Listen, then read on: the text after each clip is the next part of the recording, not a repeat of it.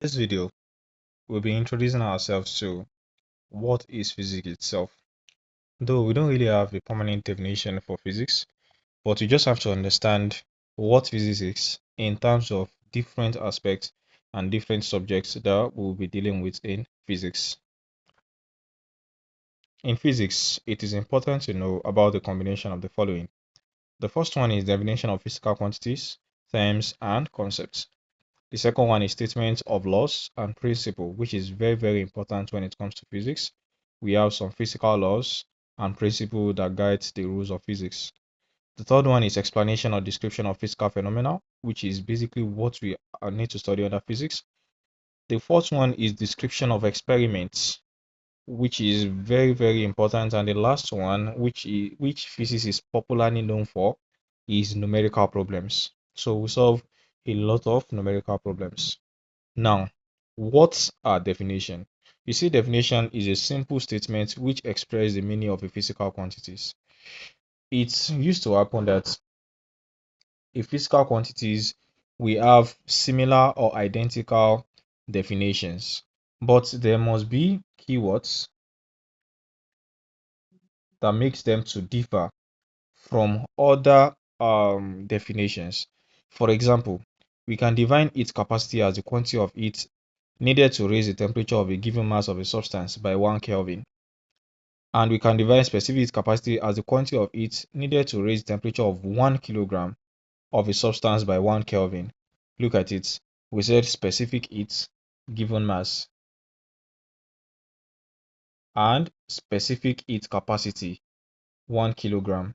So the definitions are similar, but there are some keywords that makes them to be different, that makes them to be unique.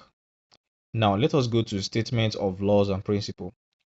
A law or principle is a statement which describes the behavior of a certain body under a given set of conditions or the relationship between two or more physical quantities. I repeat, a law or principle is a statement that describes the behavior of a certain body at a given set of condition at a given set of condition or relationship between two or more physical quantities. That is what laws are. For example, we have a law that says the volume of a fixed mass of a gas is directly proportional to the absolute temperature provided the pressure is maintained constant or provided the pressure remain constant.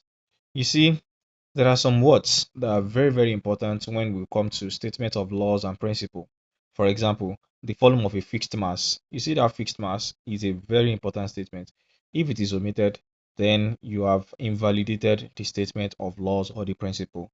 How you get me now?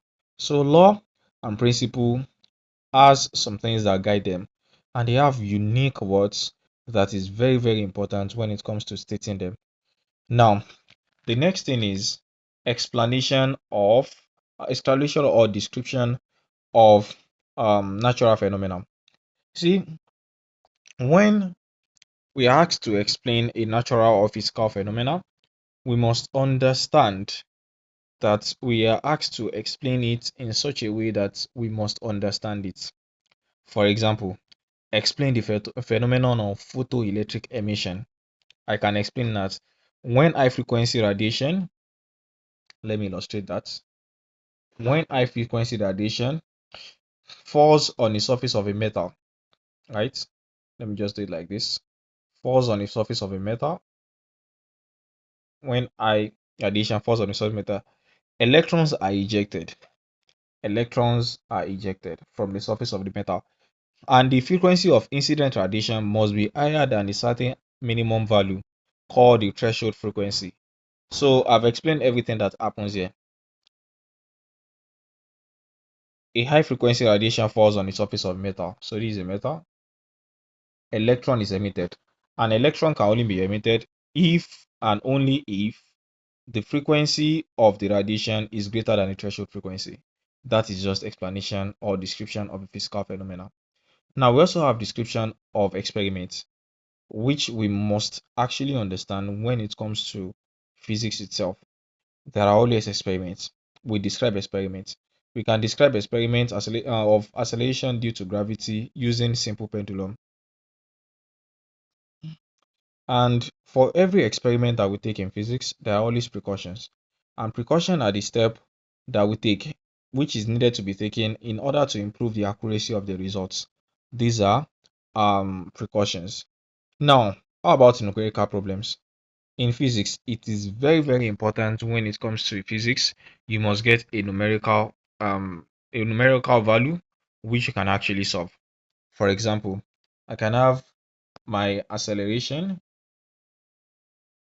to be equals to velocity over time. I must be given the value of velocity, maybe let me say 10 meters per second, and the value of the time to be 2 seconds, right? And I will have what? I will have acceleration equals to 10 divided by 2, which is equals to 5 meters per second squared. I get me now. This is a numerical problem. I just solved a numerical problem.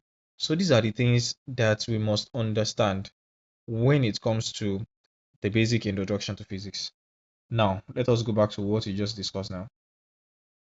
We said in physics, it is important to know about the combination of the following, and this include definition of physical quantity terms and concepts, statements of laws and principles, explanation or description of natural phenomena, description of experiments, and numerical problems, which is important in the concept of physics. So, in the next video, we'll be talking about physics in terms of units, measurements, and dimension. So, please don't forget to subscribe to our channel, like our videos, and comment if you have anything that you want us to work on or you have a question on what we have done before. Thank you so much.